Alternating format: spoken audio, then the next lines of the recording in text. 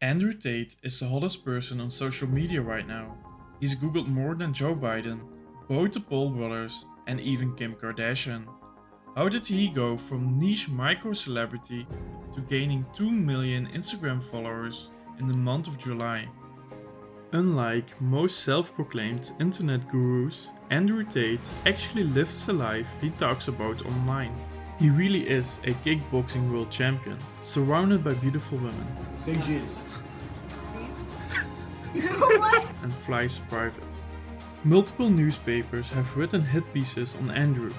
Inside the violent and misogynistic world of TikTok's new star, police raid King of Toxic Masculinity in human trafficking investigation.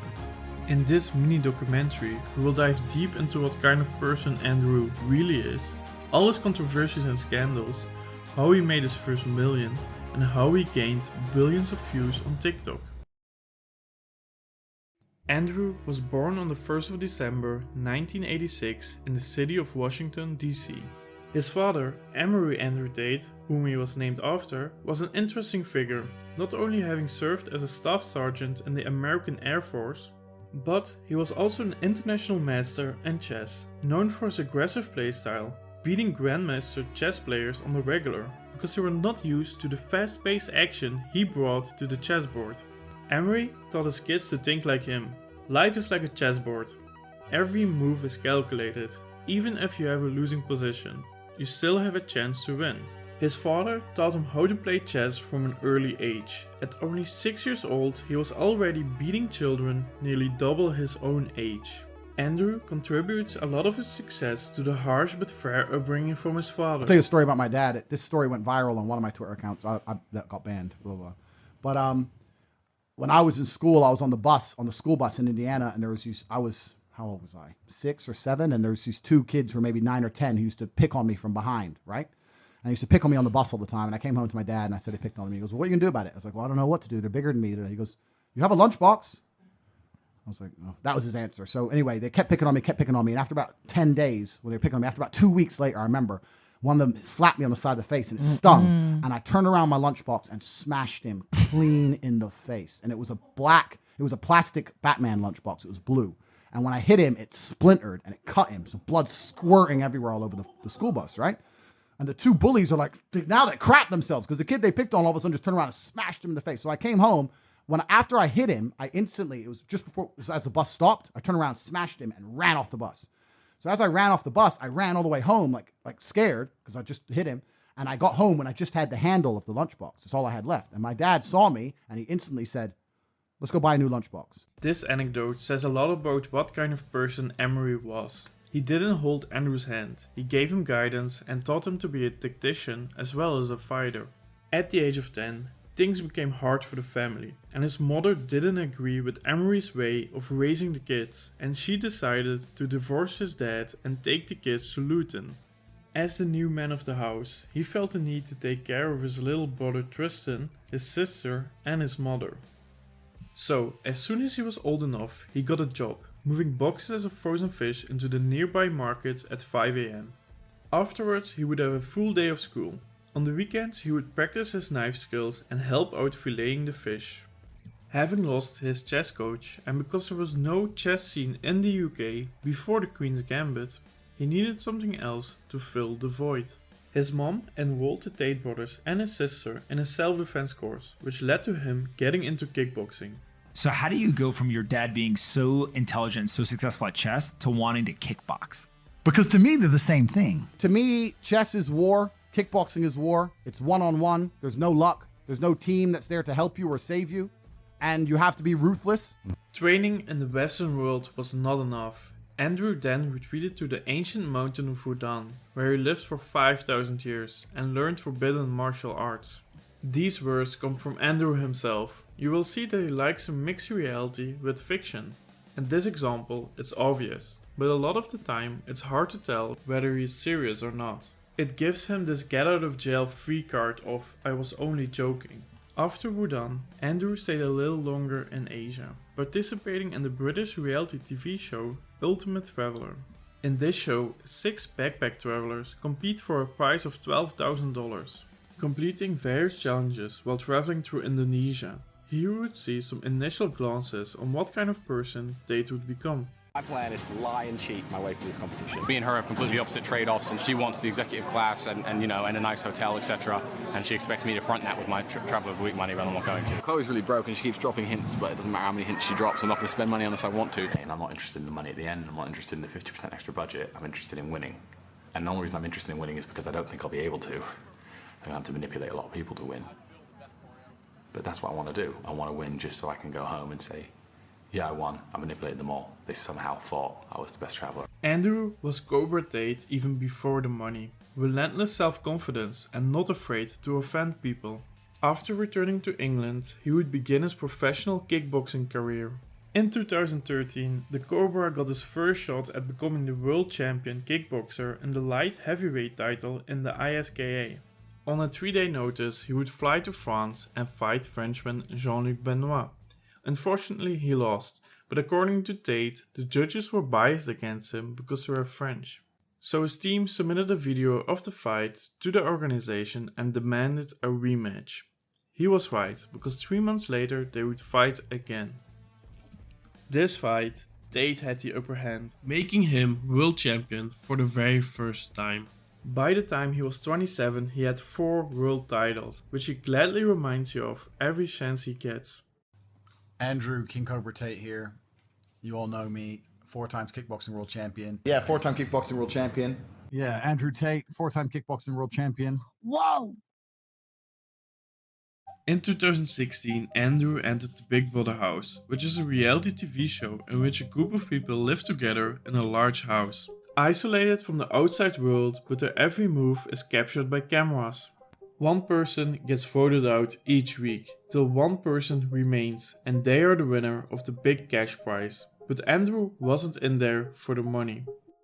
Because when I eventually do get into that house, everything is going to change. Every single thing is going to change. Everyone who is friends now will not be friends 10 minutes after I arrive. That is an absolute guarantee. After only 4 days, he would already stir the pot. He gathered the contestants in the lounge and said they were all snakes. Genuinely 8 Big of you. snake. Genuinely 8 of you are the piss taking. What? I'm telling you what I've seen. From what I've seen, 8 of you. Snakes, you know, snakes.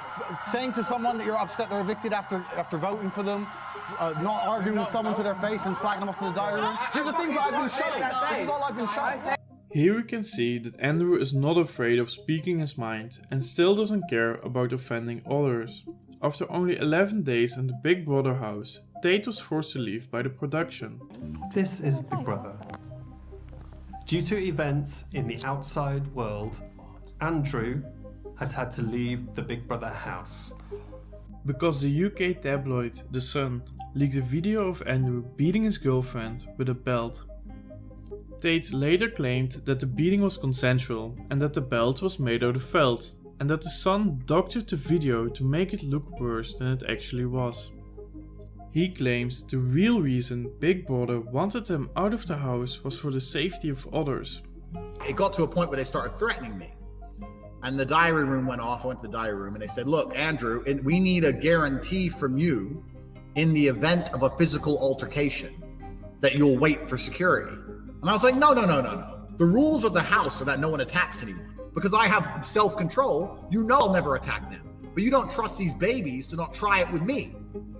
So anyway, we got into a disagreement with the producer, and then eventually they just booted me out for some unknown reason. And the truth was, they realized across months, sooner or later, one of these guys is going to swing and get hurt. And they just thought, look, we have to kick someone out. Better to kick one guy out than all 5 of the other dudes. So I had to go. That was the end of my Big Brother story. Later, the woman in the video came out and claimed it was consensual. Hello everyone, I just wanted to say something about the video that's been released recently about me and my ex-boyfriend Andrew Tate. Andrew is my still great friend. What you guys saw in the video, it's just what we used to do. It was just pure game. He's a great guy. He would never hurt anyone unless he's fighting. After a year, when the drama fizzled out, Tate was bored and decided to treat his thoughts on depression. Depression isn't real. You feel sad, you move on. You will always be depressed if your life is depressing. Change it. There are very few fat lonely men aged 60 with no money or family or hobbies who aren't depressed. This is not a clinical disease. It is a circumstance which they must change. Most depressed people are unhappy with their lives, too lazy to change it, that simple. There is something about Andrew and the way he articulates his thoughts that really gets under the skin of people, because this Twitter thread would go viral. Both Twitter users and celebrities combined forces to attack Andrew's insensitive comments. I've never heard of Andrew Tate, but this is proof that it only takes one tweet to realize what a complete ignorant knob someone is. Being arrogant combined with ignorant makes you a despicable human being, aka Andrew Tate. What a loathsome. Bless Andrew Tate, the poor thing is trying so hard to be controversial and will try anything just to be talked about for 5 minutes. Even our beloved children's book author by day and turf by night, J.K. Rowling, had something to say about it. This thread will teach you a lot about the defense mechanism of projection, but zero about the real mental illness that is depression. After the backlash, Tate would only double down. You went viral for saying depression isn't real. Yeah, I went big time viral. I had every J.K. Rowling, everybody. All of Hollywood was gunning for me, right? They were very upset. I told the truth. Can we talk about that? Your views on depression not being real, and you give the toxically masculine, unfiltered, raw side of it. Well, depression is another weapon they use to destroy our masculine energy, right? That's another weapon they use, because the majority of depressed people are men. Men suffer from depression more than females because a man's life is worse than a female's life. Facts. A man's life's much harder, right? Facts. So another way they destroy us is they convince us to be absolutely selfish. Depression is nothing but extreme selfishness. Let me tell you something. Depression is not real. Feeling depressed is real. So you can feel depressed, but you feel depressed, and that is a natural biological evolutionary trigger for you to change something in your life. Okay, social media outrage is pretty gangster, but you know what's even more gangster? A real life criminal investigation. He calls himself the top G after all. Police raided Andrew's mansion in April 2022. The raid on Tate's house was part of an investigation that began after a woman was reported to be held at the house against her will. In the video we can see multiple agents in his mansion and Andrew getting escorted to the police car. Interesting to note is that he isn't handcuffed. But of course, Andrew had a logical answer for the raid and the allegations. Okay, so another negative one, right? And I have to bring this up because it's like the thing that everyone has told me whenever I said that I had an interview with Andrew Tate. They said, did you know that he is a trafficker? What is the explanation of that? The girl who made up the story because her boyfriend caught her at the house and she was so stupid. I'll give you a very, very quick version. A girl caught our house at a party. Her boyfriend noticed it was our house on Instagram because she did an Instagram story and he obviously follows us, our content. He said, you're at the Tate's house. She responds saying, yeah, but I don't want to be here. Okay. Some female excuse. Her boyfriend, the beta male, blows up her phone, has a mental breakdown, calls the police saying my girlfriend's being held. So we're sitting there at the police station. The prosecutor says, yes, we searched her house. I'm like, all right, good. What'd you find? Well, nothing. But the report said that you were holding people hostage. I said, bro, there was no one at my house. He goes, yes, I know. We checked the CCTV. I said, oh, what did you find? The girl who made the complaints was outside the gates taking pizza delivery and coming back inside. Ha ha ha. So I'm sitting there laughing. The police are laughing. The prosecutor is laughing. And then I went home. Tate is very good at controlling the narrative and always has a logical explanation ready for his controversies. At this moment of time, there are no public ongoing investigations and there's no public knowledge of Tate being convicted for any of the earlier allegations. So, he used to be a world champion kickboxer. That's where he made his money from, right? People often ask me if kickboxing made me rich. And people think, oh, Tate, did you get your money from kickboxing? And the answer is no. Then how did he make his money? So I owed some money to some dangerous people. We won't tell that story, but I needed money fast. And I had 70 grand, I needed 100 to stay alive. And I wasn't fighting for a while. That was the time, was the only way I was making money. So I thought, you know what? I'm sitting there. I had 70 grand cash in my house. I'm sitting there and I'm like, you know what? Sometimes, Tate, God just loves you and you just get lucky. You're gonna go to the casino and you're gonna make the 30. So I told Tristan my plan. He's like, bro, what if you don't do it? It's like, bro, if I don't do it, we're fucked anyway. Like, they're going to get us eventually. We're going to end up dead. So I took 20 of the money, went to the casino, and lost it all. Came home. Now I'm 50 G's down. He had 1 week to make 50 grand, so he started Googling how money works. The Federal Reserve, inflation, assets versus liability. Trying to write down my assets. So I got a BMW. What's that worth? 22 grand something.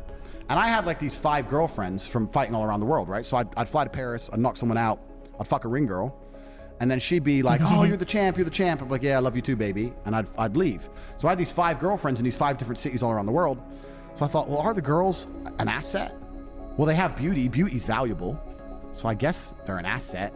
So I wrote them down. Then one day, Andrew was scrolling on the internet when he saw an ad for a webcam site. Talk to live girls now. The idea of starting a webcam business popped in his head. I was like, all right, cool. The girls are going to be webcam girls. So I flew all 5 chicks in. None of them knew about each other. Nothing. Thank you. Sat down at a nice restaurant. Me, Tristan.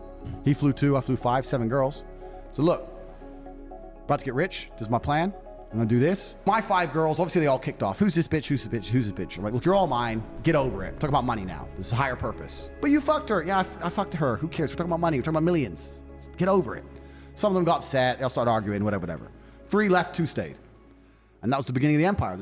The girls would do their thing, look pretty in front of the cam, and pretend to be typing on a keyboard which was not plugged in. Meanwhile, Andrew and Tristan would sit behind the scenes and talk to these men in the live chat, pretending to be the models on screen and trying to get the men to spend as much money as possible.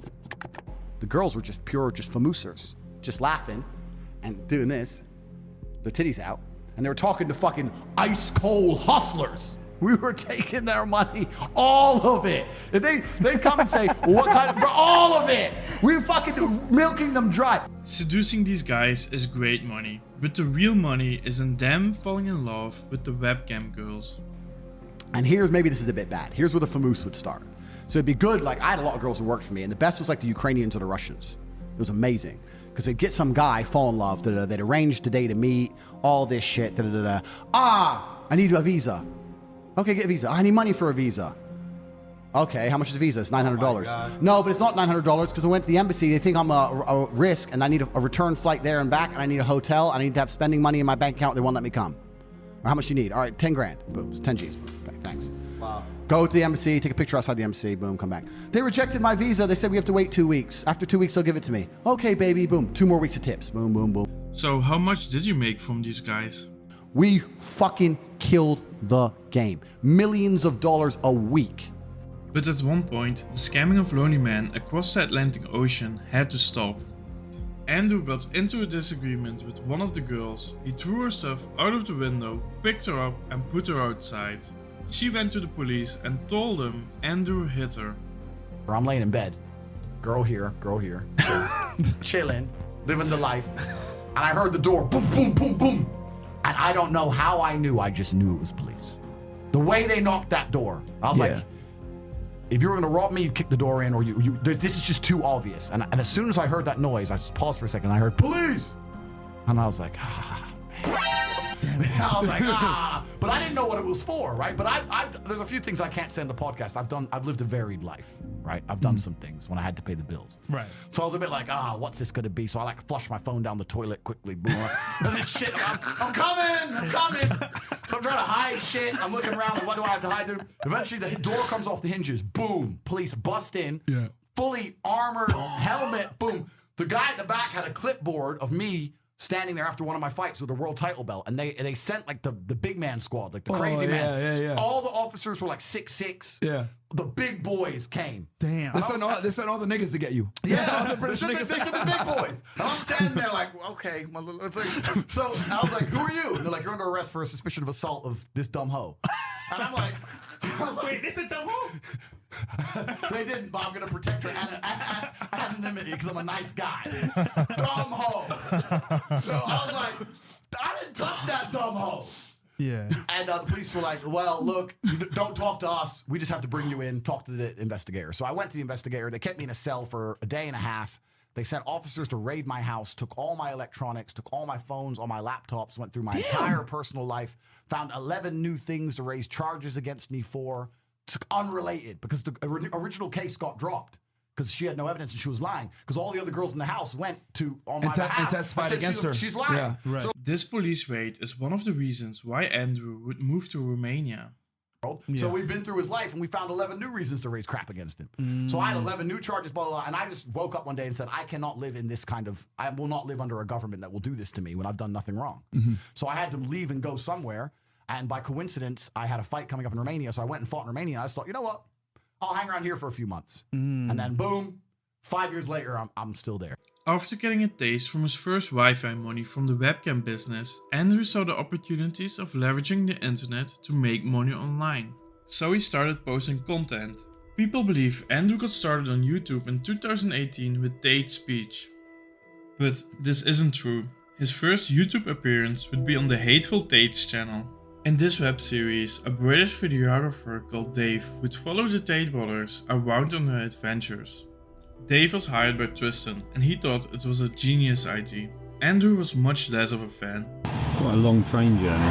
Would you like to get some lunch? Hungry, Tate? Since when do we have to feed this guy 3 times a day? Food. Give him somewhere to fucking sleep. The series is filled with Andrew's and Dave's awkward love-hate relationship, girl escapades and dry British humor. I want to see every edit before it goes out. I want to make it very, don't be taking the piss and just trying to make me look like a... And I should have said to Andrew, are you sure you're not a cage fighter? Why? Because you're acting cagey. It was essentially a precursor to the Tate Confidential series. After 1 year and a half and no positive ROI in sight, the brothers decided to kick Dave out of their lives and make an end to the series. But Tate fans didn't have to cry for very long. Andrew and Tristan would make their comeback on the 5th of March 2018 with their video on gun control. I'm the most knowledgeable human in the world. And I'm here to discuss on my YouTube channel some extremely important issues which we face in the world today with one of the most well-known and respected leftist activists, Chuck the Cock. My name is Chuck. I disagree with everything Andrew says, and I love watching my wife with other men. Tate's speech is essentially Andrew giving his unhinged thoughts on random topics, such as sparkling water, why real men don't cry, and vapes. Breathe air! You don't need a vape! Have you ever seen anyone with a vape? Have you ever sat in a room? So we go, wait, let me just go, my vape's done charging. Load it up. These fucking vape bullshit children. And what kind of parent lets their 16-year-old vape anyway? If I had a 16-year-old son, he's like, we're going to vape. Get the fuck out of here, vape. Do some push-ups. The Tates would continue their vlogs on the Tate Confidential channel. In these vlogs, they would flaunt their extravagant lifestyle, fast cars, beautiful women, and occasionally bullying their cousin Luke. Now we're talking. Nice healthy breakfast for your cousin, Andrew. People often wonder if Andrew is playing a character. He genuinely believes most things he says. No, I'm genuinely confused. So when the camera's off, Yes. I stop believing the things I've lived. That is true. Andrew, I stop believing the things I say. Andrew exposed 2022. But this is my point. Only a person with a low IQ would even contemplate that's a possibility. It doesn't make sense. It doesn't make any sense, yeah. So the fact that people believe it just shows. Next time someone goes, he's actually acting just for the views. And let me correct a super chat. Someone said, he genuinely believe it. He just exaggerates for the camera. No, I live with him. This is just how he is. This is how I am. This is just how it is. The use of these videos was to drive traffic to their website, which was tateshinkai.net. Nowadays, it's cobratate.com. On the old website, he sold info products on how to get girls, how to get in shape, and even a course on how to start a webcam business. After a while, instead of rambling about how smartwatches are for losers, the Cobra went on to talk about more serious topics. Andrew eventually got associated with the manosphere, also known as the Red Pill community. They're a group of men with a view of women and relationships which isn't aligned with the mainstream narrative. The Red Pill is a metaphor which originates from the Matrix movie. Morpheus gives Neo the choice between the blue and the red pill. The blue pill: go back to sleep, back to your normal life, live in blissful ignorance. Red pill: wake up to reality, to an uncomfortable truth, and fight against the Matrix. So, what does this movie out of the 90s have to do with dating? The Red Pill community says men have been lied to about women by the media and society. In movies, the nice guy always gets a girl at the end, but they say in reality women are only attracted to alpha males and high value men. So by taking the Red Pill, you are waking up to reality and seeing the true nature of women, that they only care about looks, height, money and status. Tate takes it even a step further. When he refers to the Matrix, he's talking about how the elites want to control you through social conditioning. According to Google, social conditioning is the sociological process of training individuals in a society to respond in a manner generally approved by the society in general. Now, what does that even mean? Basically, it means you are conditioned by society to think, act and behave in a certain way that is acceptable to our society. Now, there are many examples of social conditioning. Go to school, get a college degree, get a job, work 40 hours per week, make a lot of money for your boss, marry one woman you may or may not love, pump out 2.5 kids, retire at 70, and if during the time period you get depressed because your life sucks, go to therapy and take antidepressants.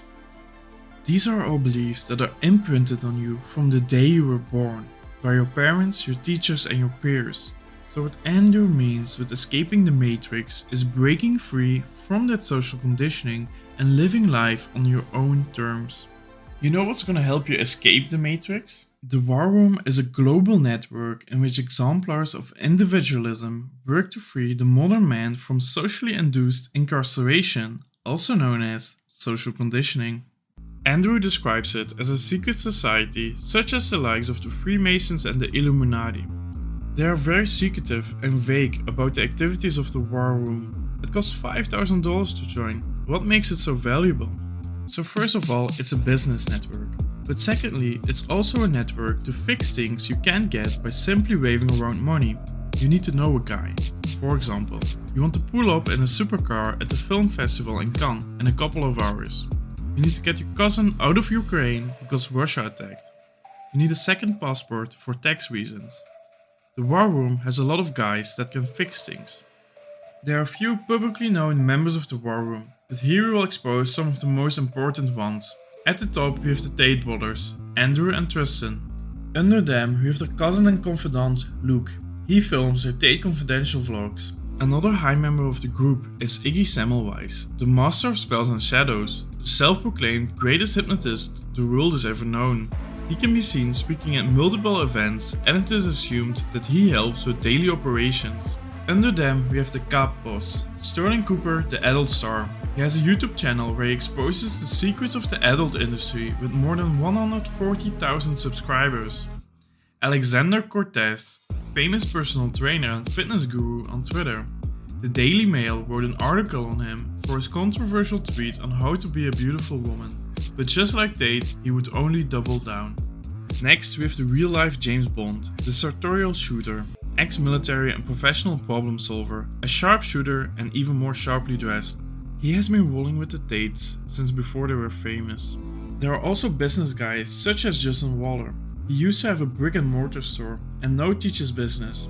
Last but not least we have Dylan Madden. He was one of the first members of the War Room.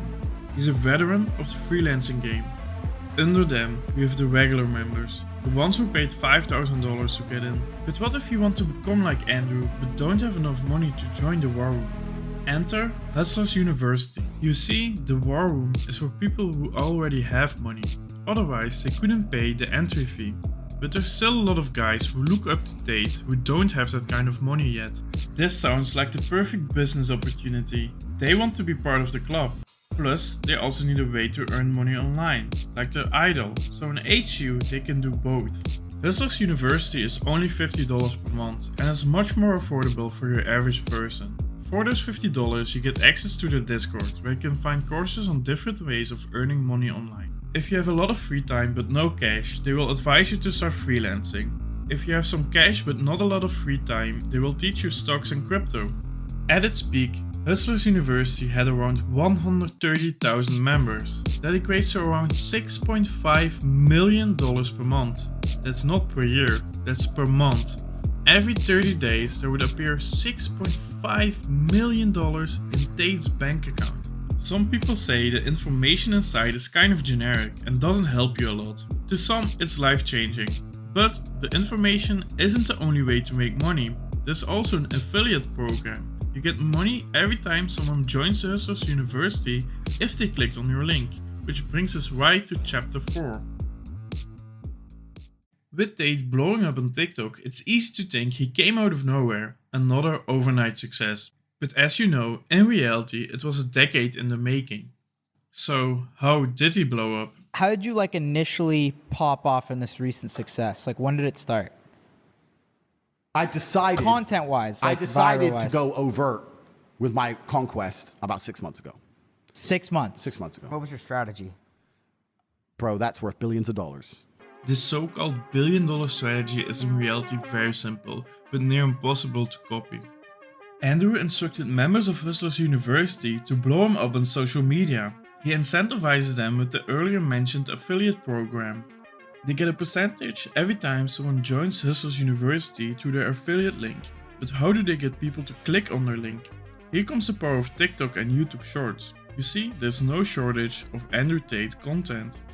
There are 2 mainstream media appearances in Ultimate Traveler and Big Brother. Old footage of his kickboxing fights and the interviews. His own YouTube channels, Tate Confidential and Tate Speech. But the best content of it all would be the controversial things he said on all his podcast appearances. Tate made it his life's mission to appear in as many podcasts as possible. This man has been on everything. Fresh and Fit, Full Send podcast with the Nelk Boys. He even went on InfoWars with Alex Jones. Andrew wasn't afraid to go behind enemy lines and go on people's podcasts that didn't even like him. So I want to let you know everything I was saying was a setup. I was kidding. We do not like you at all. Obviously, you're a goof. This is all a gag. Obviously, you're a fool. You're a joke. Okay, we are all laughing at you. We're going to be making fun of you for years to come. On these podcasts, he would say a lot of controversial things, as offensive as possible. You say a lot of stuff about women like that they're your property. That's not what I said. I was talking about an OnlyFans company when that question was asked. But I said that if a woman is going out with a man, she belongs to that man. That's his woman. So she wants to do OnlyFans. She owes him some money because she's his. Then the people from Hustlers University will clip the most entertaining parts, add some subtitles, maybe some music, put their own spin on it, and voila, an endless content machine. Mr. Beast himself dubbed this the Andrew Tate model. Obviously, you got the Andrew Tate model that crushes it. So all the puzzle pieces of his entire life fell together to create this meteoric rise to fame. His genius father who played chess and made him a chess prodigy, his poor upbringing, his kickboxing career, his success with women, his supercars, the hero's journey from nothing to everything. All these things made him the ultimate alpha male archetype. That's why all these young men listened to him. All these things resulted in billions of views on TikTok and millions of dollars each month. His virality would climax in August, but he flew too close to the sun and it became his downfall. On the 19th of August, the continuous upward growth of the past 15 years came to an end. Meta decided to smack Andrew across the face with the ban hammer. The Cobra was banned from Facebook and Instagram. No one except boomers and marketers really cares about Facebook anymore, but getting banned from Instagram with 4.7 million followers is devastating. It's interesting that he got banned from Instagram because his account was used strictly for flexing his lifestyle. None of his controversial content was on there. Then why did he get banned? So why did Andrew Tate get banned? They did not tell me. They did not send me an email, no correspondence. I certainly didn't break terms of service. I guess that's why they couldn't send me an email and explain why. Andrew had a strike on his YouTube channel, which prevented him from uploading. So when he got banned from Meta, he filmed a video in which he explained why the banning was unfair. But a few hours before the YouTube strike expired, both his channels were banned. The domino blocks were falling. First Meta, then YouTube, then Discord, which was the application he hosted Hustlers University on, then Airbnb, then Uber, then Stripe, which is an online payment processor for businesses, then banks themselves, and many more followed. Why did he get banned from Uber and Airbnb? Because they aren't involved in online discourse in any shape or form. According to Tate, this is a clear example of the Matrix, aka the system attacking him in every way they can. The Matrix presses a button, my friend, and every app on your phone stops working. So is this the end of Tate? His public voice, his payment processor, and his most profitable online business are taken away. Will he fade into obscurity? Of course not. Just like when he lost the world title the first time, he's asking for a rematch. This whole ordeal feeds into his narrative that he's speaking the truth, but the Matrix is trying to silence him. What would you do if you got banned from every mainstream platform and you have hundreds of millions of dollars to fight back? Well, first you want to get your message out. You post your final message on freetopg.com. You start the video off with saying you have to be concise. Because it needs to be concise. Despite the video being 1 hour and 13 minutes long. In this video, you talk about your rough upbringing, how you had to defend yourself against bullies with a Batman lunchbox, how you got picked on because you and your brother were the only kids in your school with an American accent, how these hard times made you a better man. You talk about how everything was taken out of context and how you be more careful in the future. You talk about the charity you started, the Tate Foundation. They help women against violence and men's mental health. So now you're back in control of the narrative. It's time to go on the attack. Well, you're banned from every major platform, so you go with YouTube's competitor, who is against censorship, aka Rumble, to keep spreading your message. Social media is covered. To truly live outside of the Matrix, you have to build your own platforms, which is easy for you, because you have hundreds of millions of dollars, but you can't get those dollars to your people, because you're banned from every payment processor. So why don't you start your own bank? So you can do the payment processing yourself. And you can get your own web service where you host your own website independent from any third parties. On this website you host an upgraded version from your super popular Hustlers University. This version is even better, so it costs $150 per month instead of the previous $50. But you're a good guy. If the customer pays a $20 pre-order fee, they can keep the old price of $50 per month. Now you're back in business. Will Andrew Tate be the first person to thrive off his cancellation and become the first true sovereign citizen? Or will he fade into internet obscurity? One final question remains. Will you take the blue pill and stay inside of the Matrix, or the red pill and subscribe to our channel?